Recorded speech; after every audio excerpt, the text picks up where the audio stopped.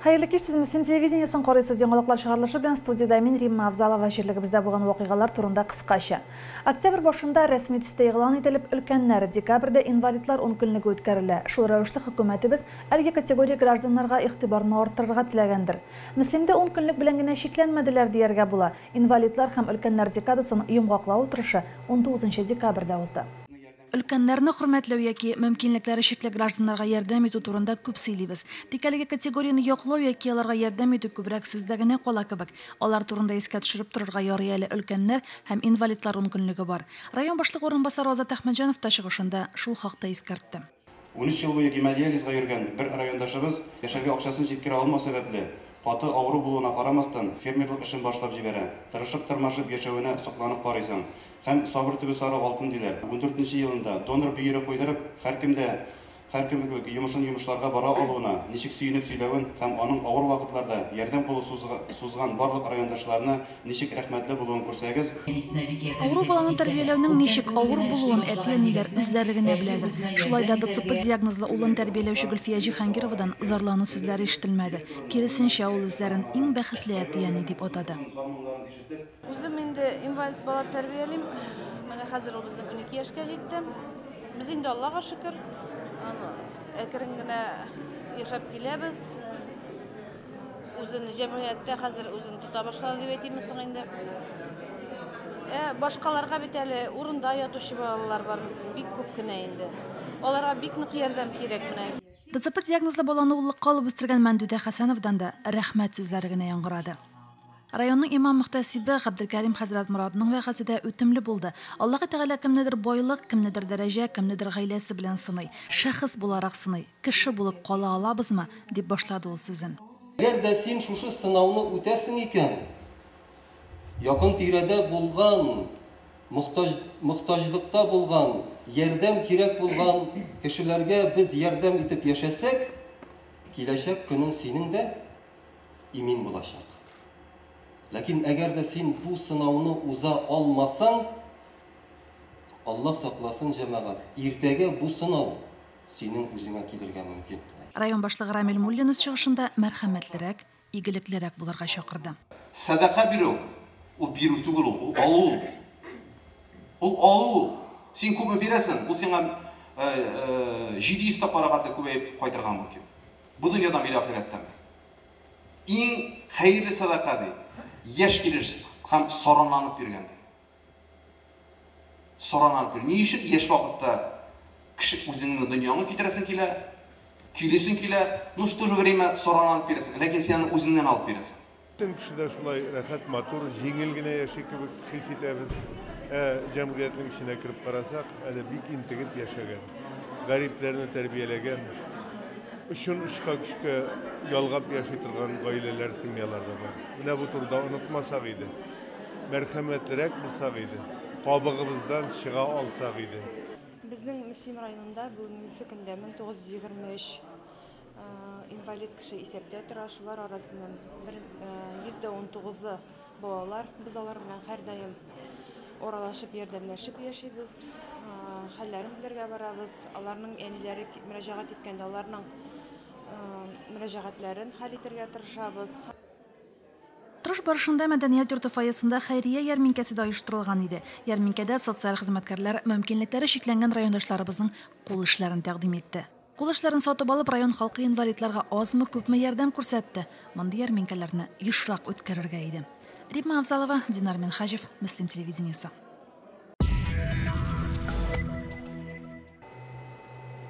Мөслим нигездә авыл хуҗалыгы районы. Эшмәкәрләрнең дә күпчелеге авыл хуҗалыгында эшли. Фермерлык хәрәкәтенә кушылучылар арасында кошчылык белән шөгыльләнүчеләр күп. Районыбыз кошчыларының даны республикада гына түгел, чит төбәкләрдә дә таралган. Кошчылык тармагына нигез салган Дамир Шәңгәрәевнең Чайка фермер хуҗалыгын Рәсәй киңлекләрендә дә беләләр. Чайка хуҗалыгында әле яз көне генә тагын бер яңа торак төзү өчен кадык кагылган иде. Бүген инде бу урында өр-яңа бер бина төзелгән. Быелгы нәтиҗәләр буенча әйткәндә инде бүгенгә инде без уже 9 миллион эмбрион җитештердек. 3 миллион күләмендә чиби чыгарып бирдек. 700-800 мең тирәсе инде тауык үстереп населениегә саттык. Алла берсә 14-15 тагын населениегә бройлер чыгарып үстереп бирәчәкбез инде. Шейка фермер хуҗалыгы соңгы вакытта төрле вакциналар ясау өчен кулланылышы эмбрион җитештерү белән дә шөгыльләнә башлады. Шейка Россиядагы әлеге фабрика белән эшләүче бердән-бер хуҗалык. Монда эмбрион алу өчен 80 мең тавык тәрбияләнә, ә киләчәктә аларның саны 120 меңгә җитәчәк. 3 көн саен Рязань шәһәрендә урнашкан эмбрион эшкәртү фабрикасына 130 меңнән алып 140 меңгә кадәр эмбрион узатыла. Бер елга Шейка фермер хуҗалыгында 12 миллион эмбрион җитештерелә. Киләсе елда бу күрсәткечне 20 миллионга җиткерергә планлаштыралар. Ескі тұрақтыңна түгіл, яңадан, міне бүгін өзіңіз көрдіңіз, яңа тұрақтар салып, юғары технологиялар, бүгін шет елден қайтқан технологиялар белән, шет елден қайтқан оборудование үзебездә чыгарылган шушы тұқымлы тавыклар белән инде эшләп бүген бик матур гына уңыш алалар. Югары күрсәткечләр белән инде бүген үзләренең икътисад өлешен уңаякка үзгәртеп киләләр. Һәм мин уйлыйм, бу безнең өчен инде бер матур тармак булыр дип, бүген көндә республикада ит җитештерү буенча шушы хисабына 5нче урынга мендек. Быел Шейка хуҗалыгы халыкка 500 мең тавык, 120 мең бройлер, 2 миллионга якын шибе чыгарып саттылар. Шибеләрне күпчелек фермерлар тавык үстерүчеләр ала. Үзебезнең районныклар гына түгел, республикадан, хәтта чит төбәкләрдән дә килеп алалар. Хуҗалыкта бүген 57 райондашыбыз эш урыны белән тәэмин ителгән. Фәрдә Гайнтинова, Динар Михаҗев, Мөслим телевидениесе. Байык авыл җирлеге элек-электән фермерлары белән дан тота. Җирлекнең Хамадишин һәм Закиров фермер хуҗалыклары аеруча нәтиҗәле эшли. Аларның эшчәнлеге белән Фәридә Гайнетдинова танышып кайтты. Илнур Хамадишинның фермер хуҗалыгы 2012 елда терлекчелек тармагы буенча эшен башлап җибәргән иде. Бүген бу хуҗалыкта 160 баш реммәгезле терлек исәпләнә. Шулардан 80-е савым сыерлар. Шунысын да искәртеп бетәргә кирәк. Сыерлар биредә бәйдә тәрбияләнмәй. Алар савым вакытында гына торакка кирип чыгалар, ә калган вакытта утарда йөриләр. Күп сыерлар ташлану сәбәпле бүген хуҗалыкта 400 литр сөт җитештерәләр. Фермер Татарстан Республикасы хөкүмәтенә дә рәхмәтен җиткерә, чөнки ул быел 3 миллион 900 мең сумлык грант тоткан һәм 100 баш терлеккә исәпләнгән яңа торак төзегән. Фермерның техника паркында да 2 КАМАЗ, 3 трактор һәм шул кадәрле комбайн исәпләнә. Үзенең 500 гектар җире булуда җитәрлек терлек азык әзерләргә ярдәм итә фермерга. Илнар Закиров хуҗалыгы исә кышлык тармагы буенча эшли. Татарстан Республикасы авыл хуҗалыгы һәм азык-төлек министрлыгы аша алынган грант һәм 2 миллионнан артык үз акчалары ярдәме белән 30 мең баш кышка исәпләнгән яңа торак төзегән Илнар Закиров. Бүген биредә январь аенда кайтучы шебешләрне каршы алырга әзерлек эшләре бара. Кышлык тармагы инде ул авыл хуҗалыгы тармагында җиңелләрдән түгел инде ул, анда да шулай зур контроль кирәк инде. Һәрбер үзенең комбикормысын ясаганда, һәрбер компонентларын, витаминнарын салганда һәрбер граммын карарга кирәк. Шулай итмәсәң инде ул үсү, привиз, алу авыр, шулай инде температурага бәйле. Хуҗалыкта 3 кеше хезмәт куя. Сезон вакытында исә эшчеләр саны артып китә. Киләсе елда хуҗалыкта 10 мең бройлер шибей, 10 мең үрдәк тә үстереп сатарга ниятлиләр. 10 елдан артык эшләүче фермер киләчәктә эшен дәвам итеп, күрсәткечләрен тагын да арттырырга, яңа уңышларга ирешергә йөз тотып эшли. Фәрдә Гайнтинова, Динар Михаҗев, Мөслим телевидениесе. Ел төгәлләнә. Һәр оешма предприятие бу көннәрдә еллык эшчәнлеккә нәтиҗәләр ясый. Балалар бакчаларында да иң актив яхшы тәрбиячене ачыкладылар. Ел тәрбиячесе бәйгесендә 10 тәрбияче катнашты. Традицион бәйге Кояшкай балалар бакчасында үтте. Сабыйлар белән эшләү зур осталык таләп итә. Моны бәйгедә үткәрелгән уеннар, дәресләрдә ачык күрсәтте. Баланың сөйләм телен, логик фикерләү, аралашу осталыгын үстерү буенча тәрбиячеләр төрле биремнәрдә һөнәри осталыкларын сынады. Тиктормас сабыйлар, умартачылар да булды, пешекчеләр дә. Тәрбиячеләр бик нык әзерләнеп килгәннәр, үзләренең эшчәнлекләрен бик матур күрсәтәләр. Һәм инде бу эшчәнлек аларга эшләрендә тагын да ныграк тәҗрибә артырга ярдәм итә. Һөнәри яктан үсү, аралашу, тәҗрибә уртаклашу, актуаль мәсьәләләрне уртага салып сөйләшү белән отышлы әлеге конкурслар. Юкка гына яткан таш мүкләнә, йөргән таш шомара димәгәннәрдер. Мондый бәйгеләргә әзерләнгәндә кеше эзләнә, камилләшә бит. Тәрбиячеләр үзләренең эшендә куллана торган төрле алымнарны тәкъдим итәләр, алар белән уртаклашалар. Бу конкурста катнашу тәрбияче өчен бик кирәк әйбер дип саныйм. Чөнки алар бик күп мәгълүмат алалар, яңалык алып кайталар һәм кеше алдында чыгыш ясарга, кеше алдында ачык эшчәнлекләр күрсәтергә өйрәнәләр.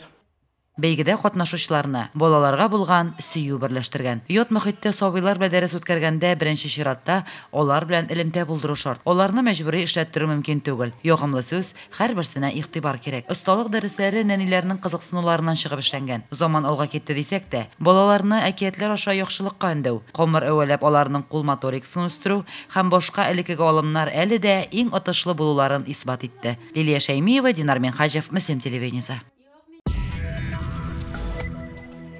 Җирлегебездә спорт белән шөгыльләнү өчен мөмкинлекләр зур. Бассейн, балалар спорт мәктәбе эшли. Узган ел универсаль спорт залы сафка басты. Спортны үз итүчеләр дә күп. Балаларыбыз спорт ярышларында катнашып җиңүләр яулый. Бу атнада район башлыгы Россия буенча спорт ярышларында катнашып, җиңүгә ирешкән укучылар белән очрашты.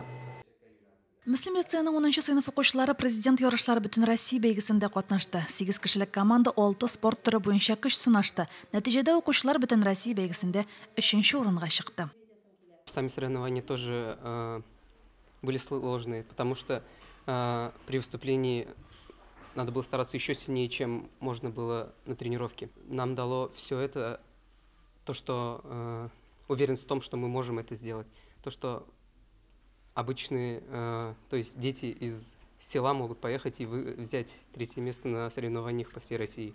Biz аңа ышанып та бетмәдек башта.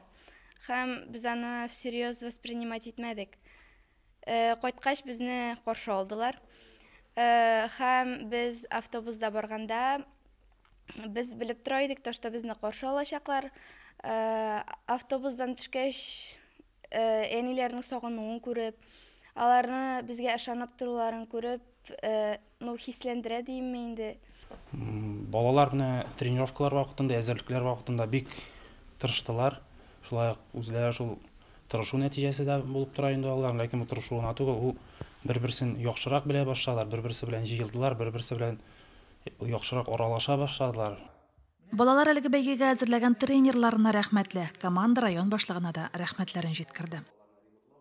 Ярышка бару мөмкинлеге, әзерләнү мөмкинлеге тудырганыгыз өчен сезгә бик зур рәхмәтләребезне җиткерәбез.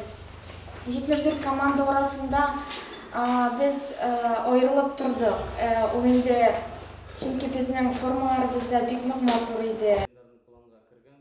Бадминтончы Айнур Җәлилов мөслимләргә яхшы таныш. Ел сайын Россия күләм бәйгеләрдән призлы урыннар белән кайта ул. Тренер Инсафхановның башка укучылары да Айнурдан калышмый.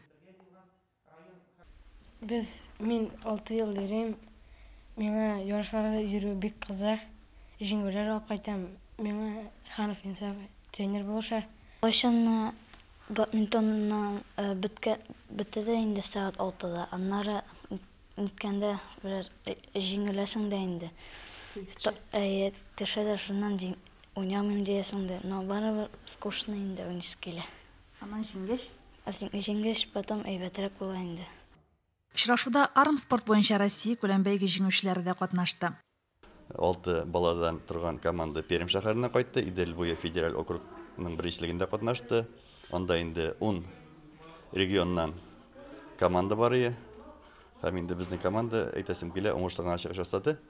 Анда инде шулай ук Бариев Илхам үз үлчәвендә чемпион, алтын медаль яулады. Каримов Илнур көмеш медаль, һәм инде Гайнуллин Ислам безнең шулай бронза медальгә лаек булды. Спорт миңа бик нык кызыклы. Бәләкәй чактан иң көчле буласым килгән, кул көрәше бит инде ул көчне белдерә торган. Көрәш иң көчлесе җиңә.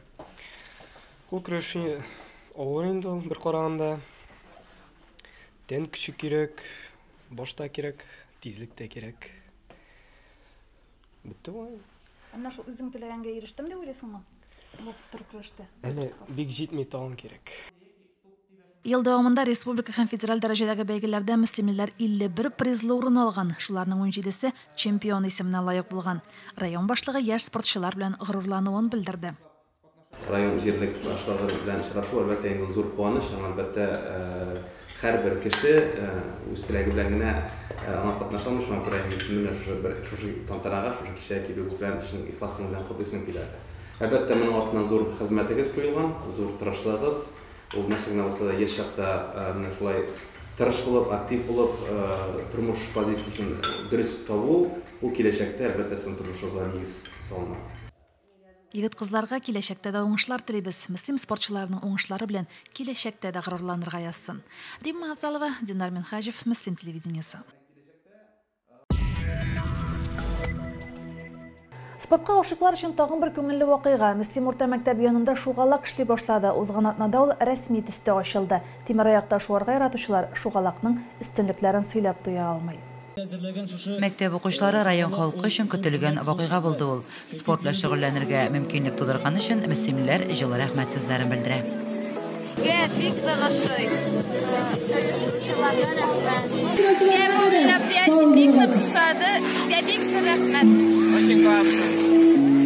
Дүшәмбедән тыш шугалак атнаның бар көнендә дә эшли. Кичке 4-тән кичке 9 сәгатькә кадәр 5 сәгать дәвамында райондашларыбыз тимер аякта шуа. Bütün şartlar tudurulgan, saf hava, buz qatırılgan, şey isem desem şeyi, yol eden desem bulması, ki edürtürek, kinen desem bulması, şu an desem kuzu, şuna göre de beyrem avstanovkısı. Шугалакта томак ялгап алу урыны да бар. Кичке 5-тән кафе эшли башлый. Камыр ризыклары җылы чәй белән сыйлангач, егет кызларның кәефләре дә яхшы була. Күңелле инде монда уенна бара. Спорт күңелле. Күңелле үтсә инде көнне.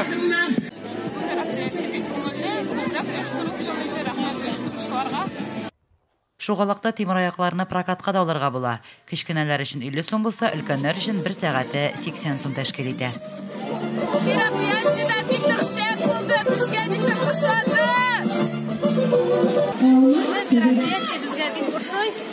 Спорт чаралары дирекциясы шугалак ясап, шугалакны Вашингтон танасын үстерә. Шунысы куандыра, җирлегебездә спортны яратучылар саны көннән-көн артып бара. Бу аңлашыла да. Спорт белән шөгыльләнер өчен бөтен мөмкинлекләр дә бар хәзер. Син дә вакытыңны файдалы һәм кызыклы үткәрәсең килсә, шугалакка кил. Лилия Шәймиева, Динар Минхажев, Мөслим телевидениесе. Әйе, спорт белән шөгыльләнү өчен мөмкинлекләр күп, алардан файдалана белергә генә кирәк. Шунысы кызганыч, без күп вакыт халык өчен булдырылган әлеге мөмкинлекләрнең кадерен белеп бетермибез кебек. Шуңа мисал, Мөслим электр шелтәрләре җәмгыятеннән ерак түгел тау ясалган иде. Халык өчен уңайлы булсын дип биредә кирип җылыну өчен автобус куелды. Шушы көннәрдә автобусның тәрәзәләрен ватулары ачыкланды. Теманы Лилия Шәймиева дәвам итә. Җирлегебездә халыкның ялын оештыру буенча бик күп эшләр эшләнә. Елның теләсә нинди фасылында рәхәтләнеп күңел ачырга, вакытны файдалы итеп үткәрергә була. Кышкы сезонда шугалаклар тау битләре халыктан арынып тормый. Бу яңа елларда инде үзенчәлек буларак шугалак җиренә автобуслар куелды, кешегә инде уңайлы булсын өчен, җылылык булсын өчен, бала чагалар шунда кирип, конькиларын киеп утырыр өчен куйдык бер автобусны. Берсе инде бер автобус безнең тауда, карьер дип безнең аны. Анда инде массовый безнең катание була инде. Ләкин булганның кадерен белмәү, сакчыл караш күрсәтмәү генә җанны телә. Менә бу автобусның тәрәзәләрен вату кемгә кирәк булгандыр. Безнең иҗат төркеме килгәндә аның әле барлык тәрәзәләре дә кыелып төшмәгән иде. Ләкин кичкә инде автобусның бер генә тәрәзәсе дә исән түгел дип хәбәр иттеләр. Вандализмга якын торган яшьләр киләчәктә тагын нәрсә эшләр? Начарлык эшләп, ләззәт алучылар, кешенең хезмәтен юкка чыгаручылар, топтап, изеп үтүчеләргә каршы бергәләп көрәшергә әле. Булмаганда кирәк диләр, булганда инде кадерен белмиләр. Бу инде барлык эшләгән эшләр, нашыл куйганнар безнең яшьләр өчен, шундагы Мөслимдә яшәүче халык өчен барыбер дә эшләнә. Шуңа күрә кадерен белергә кирәк эшләгән эшләрнең. Лилия Шәймиева, Динар Минхажев, Мөслим телевидениесе. Юнсезлекне кемдә булдыра, тик автобус тәрәзәләрен ваткан хулиганнар башкандай гамәл кылмаслар дип шанасы килә. Шунысы сөендерә, җирлегебездә матурлык тудыручылар да аз түгел. Әлеге кадрлар район мәдәният йортында төшерелде. Мәдәният йортының 3нче катында җирлегебезнең табигый матурлыгын сурәтләгән фотокүргәзмә эшли. Биредә райондашыбыз Илисей Имамовның агачтан ясалган гаҗәеп сыннары да урын алган. Бүгенгә шулар, мин Римма Авзалова сезнең белән саубуллашам. Бездән аерылмас.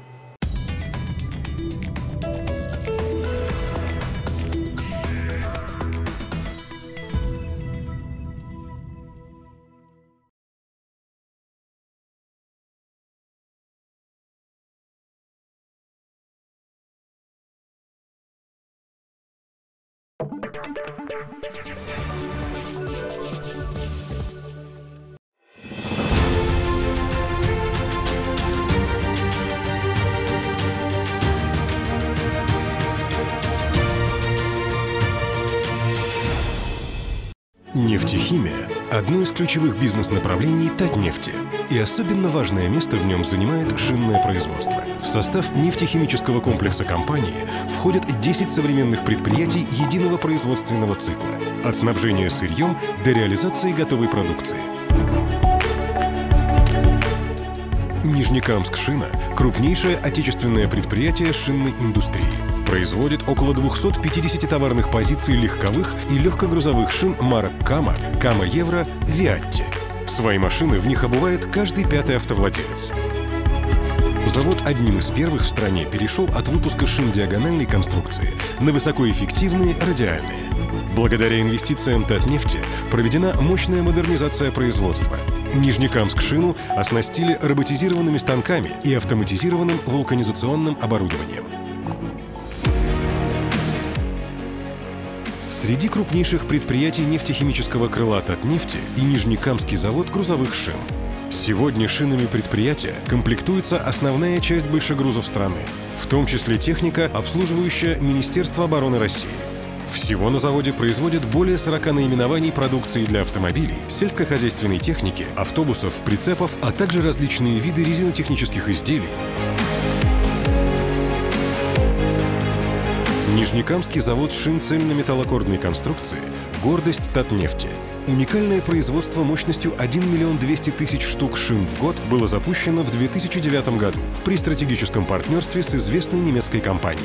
Продукция завода полностью отвечает жестким современным требованиям рынка и соответствует высоким стандартам качества.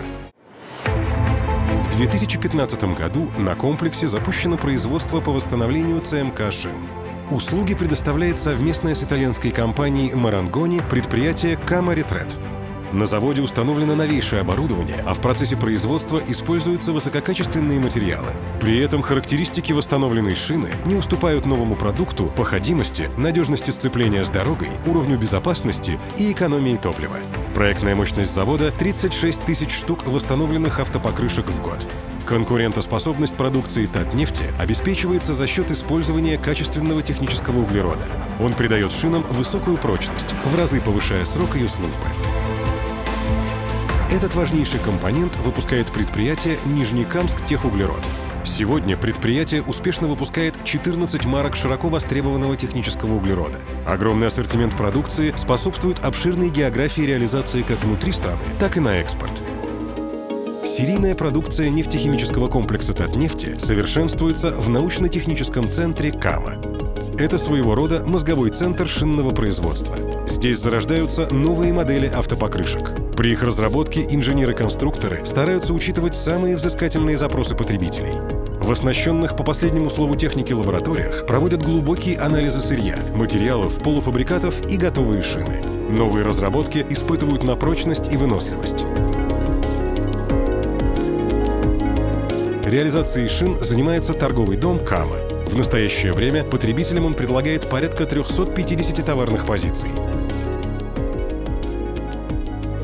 В состав Татнефть-Нефтехима входят и другие предприятия, обеспечивающие бесперебойную работу всего комплекса. От эффективной деятельности каждого из них зависит успех шинного производства в целом. Нефтехимический комплекс Татнефти по праву занимает лидирующие позиции на рынке. Годовой объем производства более 12 миллионов автопокрышек. Автомобили, обутые в нижнекамские шины, можно встретить более чем в 40 странах мира. Это свидетельствует о том, что предприятия шинного комплекса Татнефти эффективно развиваются и с уверенностью смотрят в будущее.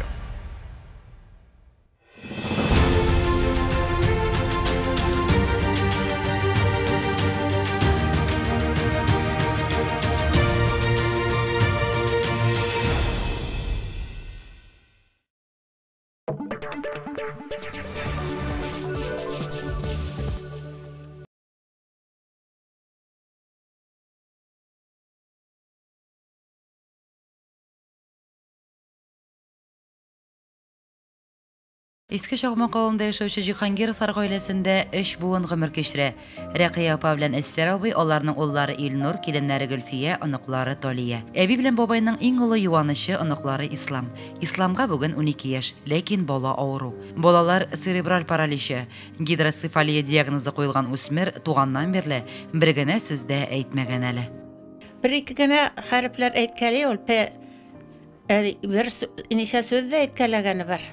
Yoğadan etmeyt ol kimine. Edip de etkeni var. Bir mertebegine. Atasa kiriler kirdi oğlum tağaytalı. Yok. O da vakit etkisüleşip gider miydi? Şulay kalır mı kim bilgen. Talebe dindi mene bütün bizde tilekte. Şunu söyleşuğun tiller bir kaday tağala dittilim mina. Onu bizne bir güzel atabız. Kaşanda bir söyleşir elde biz indi. Söyleşelmey. No bütün ayırın ağını tolka. Niye etsen sonuçlayı? Mine şuna indi. Ümit etabız indi. Söyleşe başlar elde. Allah bilse. Jihangировларның yurdunda her жерде бала oyuncakları, traktoru da, maşinası da, pistoleti da, piramidalары da var. 12 yaşlık İslam onlar bilen yaratып oynay. Үйге qonaqlar келуін бик ярата. Әнисенең кайтуын тәрәзәдән күз дә алмый көтә. Якын кешесе кайтып кергәч, аның кочагына атыла. Бик тыңгысыз инде ул. Шулай да мен бер Аллаһ Тәгалә рәхмәт әйтәм инде. Шундый балабыз булганга. Ул инде безгә генә бәхетлеләргә генә бирәдер дип уйлыйм шундый баланы. Гөлфия белән аругына яшәп киттек инде. Бер балабыз булды башта. Кызыбыз нык яраттык. Аннан соң байтак кына торгач, кызда үстен әле дип малай алып кайттык. Бәхете безгә каршымы шунда, бәхетсез безгә каршымы шундый булды инде менә. Сәламәт булмады. Дөньяның авыр чаклары да булды инде. Баштарак бәләкәй чагында нык ширләгәндә нәрсә икәнен белмәгәндә дә аптыраган, җылап төннәр буе тобырыбыз караган чаклар. Төрле вакытлар була инде, нык куанып биргән чаклар да бар, шатлыклы мизгелләрдә күп инде. Вакыйгасын гына сөйләп үтәм, бик каты ширләде. Хәтта мин нәрсә эшләгән, ни булганын ул бала белән аңламадым инде ул вакытта. Үзем шәфкать туташы белән медицина кешесе булсам да югалып калдым шул хәтле иттереп инде. Инде бала үлеп бетте дигән мезгилдә тагын яшәп китте. Аллаһ Тәгалә инде безгә ярдәм итте. Шул вакытта без Мөслимгә барып җиткереп, кире шу тормышка кайтардык. 40 ел терлekçilikдә эшләп лаеклы юлга чыккан Рәкыя апа гаиләнең учагын сүндермичә, аны саклап тотучы изге җан. Ислам белән бергә өстәл артына утыра би, аның белән бергәләп уйный. Шулай, бәләкәйдән үк үзем карадым, җылады ул бер 3 айга чаклы. Дәңгәрләнеп катып акырып, менә шул чирләгәне дә шул җылаган вакыты бит инде. Менә барашларда бала җылый инде ул дип әйттеләр ди, беренче больницага баргачтан җылый дип.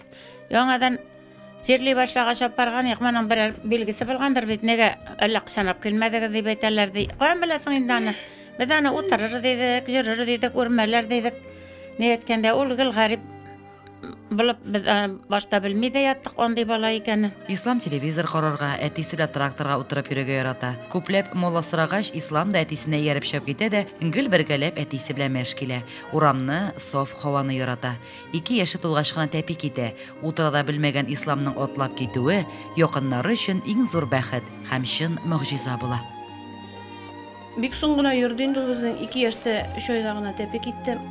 Аның тәпи китүе инде безгә аны күз алдына китерергә кирәк. Ул шундый шатлык. Андый шатлыклар дөньяда менә сирәк була торгандыр инде. Ул шундый иттереп теге тәпи китте. Башта утырада белмәгән баланың тәпи китүе безгә инде бик зур шатлык булды. Шулай итеп үсте инде, әлхәмдүлиллаһ, хәзер менә мин намаз укыйм, минем каршыга килеп утыра ул, миңа да әппәр итте. Шуларны белә хәзер. Өстәл буеннан кешеләрне торгызып җибәрми ул, әппәр итмичә китсәләр. Әппәр итәгез ди, үзе сөйләшә белмәсә дә. Аккарларны йырып Гөлфия улын чынада тартып йөгерә. Ислам көлә, елмая.